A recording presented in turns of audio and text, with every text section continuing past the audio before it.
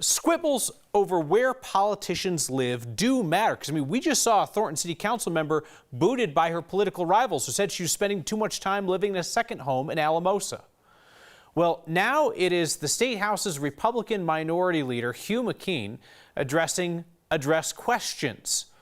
The House Minority Leader is a target of some far-right Republicans who quite correctly point out his voting address is an empty lot. Politics guy Marshall Zellinger goes house hunting. You do not need a home to register to vote. Those experiencing homelessness can register where they return to regularly, including a vacant lot.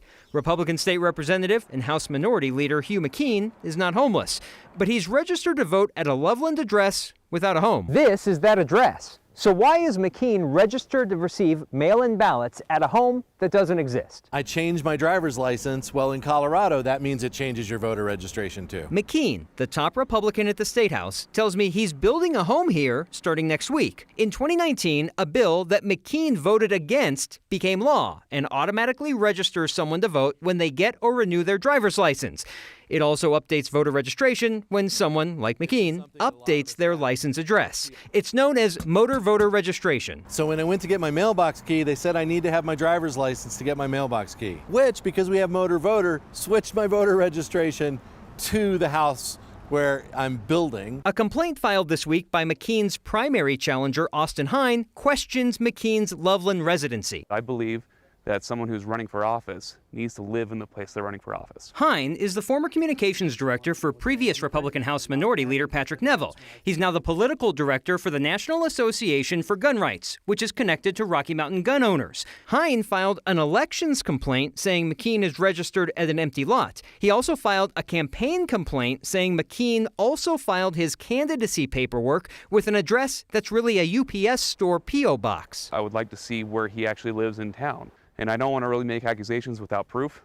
All I know is that his residence that he has listed is not likely his residence. I live in my district, have an apartment at 2950 Mountain Lion Drive, and I share that apartment with my son. That apartment in this complex is where McKean's voter registration was until it switched in November to a home dressed as a snow-covered lot. The complaint filed about the candidacy form showing McKean's address as a UPS store P.O. box will be considered for an investigation by the Secretary of State's office.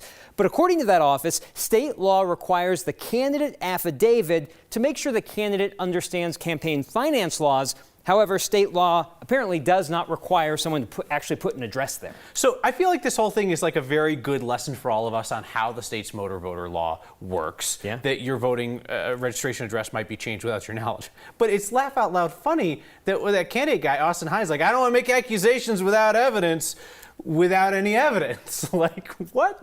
It's the campaign finance is going to be investigated. The voter registration, I don't know if that ultimately would come down to the clerk in that area, the city or the county clerk, to be like, I need to verify this is where you live if you're running for this area that's bound by these streets. Is this is all heading up to like an election mailer to people in Loveland that says Hugh McKean doesn't live here, and then he's going to have to put out a mailer saying Marshall Zellinger fact-checked this BS on TV. Okay, all right, very good. Marshall, thanks for your work.